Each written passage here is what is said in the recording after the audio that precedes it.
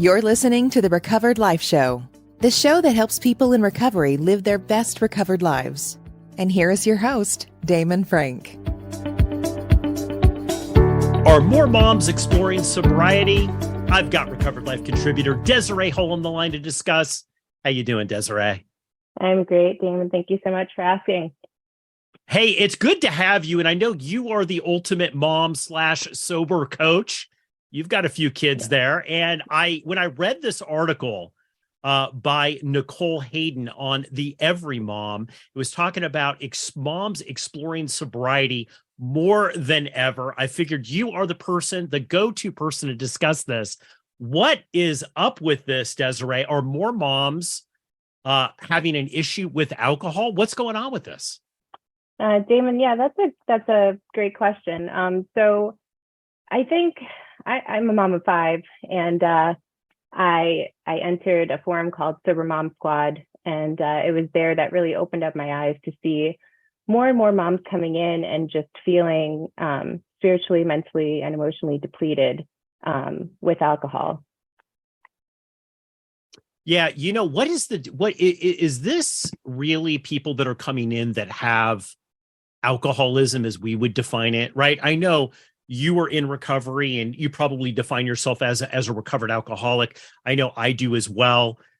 These aren't just people that are coming in that really have reached the point where they're saying that they're alcoholic, right? They're just alcohol no longer works for them. Yes, absolutely. So for me, yes, alcoholism was very black and white.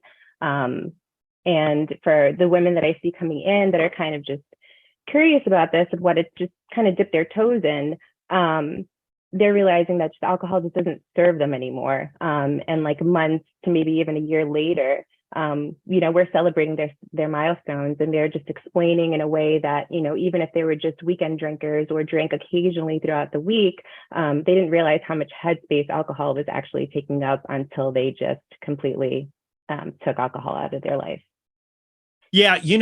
What are some of the signs here? And I want to talk about that a lot, about what are some of the things that might be going on with moms that they decide, hey, you know what? I want to explore this. Maybe I have an alcohol problem. Maybe I don't. I know it's no longer working for me. What are some of the things that come up that moms identify with that are, problems that they would want to maybe explore this?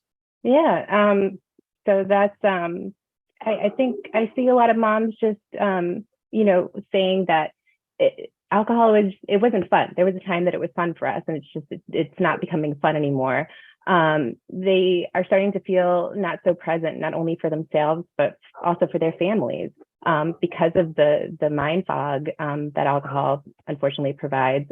You just don't feel quite as present anymore. Yeah, I know it's the mind fog. I know it's, I've heard a lot of moms say, hey, you know what? I don't think I'm necessarily addicted to alcohol, but the physical effects just don't work for me anymore. And I have to run my household. I've got to run my life. Many moms work. So, they're, out doing their thing. And it's just harder to, live your best life when you have all of those physical effects of drinking alcohol. Desiree, I got to talk about this witching hour thing. It's after you put the kids to bed or you deal with all the responsibilities you have the day. This seems to be the time where moms pick up alcohol and use alcohol the most. Can you talk about that a little bit? Yeah, David, absolutely. So we've actually dubbed it in our world. It's when the wine witch is coming. We have to be completely aware of starting to just interrupting that habit of when we know that time is going to come around, because it's the habit of that hour, and just knowing that you feel like it's your reward at the end of the day. You've done all the things, you took care of the kids, did the homework, laundry, and all this stuff, and then you just want to unwind. But that unwinding part is not beneficial for us at all. Yeah, you know what? I think it's this tie-in between I need alcohol to unwind, right? It's this tie. How do you untie that, right? Because I know growing up in my household, alcohol was used as okay, we've done a good job. We've finished what we have to do for the day. Now we're going to reward ourselves. by relaxing, and relaxing equals alcohol. Mm-hmm. And I think this is so interesting, especially with moms. How do moms untangle that, association between relaxing and drinking?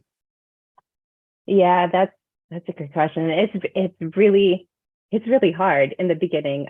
We have to find things that don't seem boring, because like everything that was told to me in the beginning of what to do in order to break that habit, it just seemed boring. And now it's all these things are just, I love them. Picking up new habits of things to do with your hands, going for walks, exercising, just spending more time with your kids, going outside to play with them, like anything during that witching hour, we have to break that pattern of behavior and just do something that's completely different and out of the norm of just grabbing the bottle of wine and the glass and pouring it, because that does not, it's not relaxation. It's not true relaxation. True relaxation is just being with yourself, and finding things, to help relax you mentally and physically. Absolutely. I think that what's interesting about this is this term alcoholic, right? We did a segment on this last week about how the word alcoholic might really stop people from quitting drinking, because they don't want to, because if they say, look, I'm quitting drinking, then in their mind, they say, well, you know what? I'm an alcoholic. And look, no one wants that label, but especially moms, right? Like, I don't think anybody wants to go to the mommy group and say, hey, I'm an alcoholic, that's why I'm not drinking, right? But there are people who do come in and it's gone past, let's say, their ability to be able to stop. It's gone past, it is a full-on addiction. They are showing signs of alcoholism.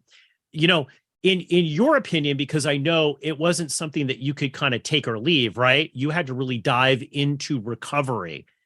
How do people identify, moms, that maybe it's not just, they went a little too long for a couple months too much, having that wine during that witching hour?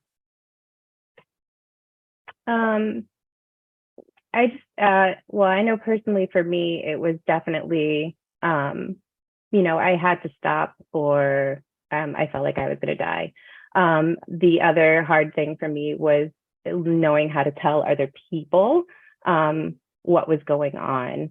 And that was difficult because, unfortunately, when you're a woman and you tell people you're not drinking, their first thought is that you're pregnant. And that's probably one of the most annoying things to hear. Finding community was the biggest thing for me, so that I didn't feel like I was by myself. So when I found a community that was other women who had the same problem as I did, I was able to open up and be more vulnerable and share about all these feelings that I was having, and didn't feel so alone anymore. Yeah, I think, the final thought here, Desiree, is that there's hope out there, right? Like, so if moms are listening to this right now and they're saying, you know what, it just doesn't work for me. I think what I loved about this article and what I love about the Sober Curious movement is that people are making a choice before it is a huge problem, right? Before maybe they are an alcoholic or totally addicted to prescription drugs or anything else, right? They're actually saying, hey, you know what, this doesn't work for me. Final thoughts here, Desiree, for anyone that's listening to this, that's thinking, you know what, should I maybe give this whole Sober Curious thing a try? Absolutely. You don't, even I just always feel, I think it's beautiful that even if you're just curious, that's just the beginning. You can just come in and, dip your toes in, just kind of get a feel for it. What are these women doing? See how they're speaking, how positive they are, and what direction their lives are going, how they're achieving their goals. And then, the more you hear, the more it's going to kind of dig into you and your soul, and eventually it'll start to fade. It'll start to fade away. The feeling of drinking. Mm-hmm. Desiree, thank you so much for coming on the show today. This really, really great advice from a mom who's doing it. Thank you so much. Thank you, Damon. Keep the conversation going. Join Recovered Life, a community of like-minded people who are looking to live their best recovered lives. Membership is free, and you can apply at recoveredlife.us.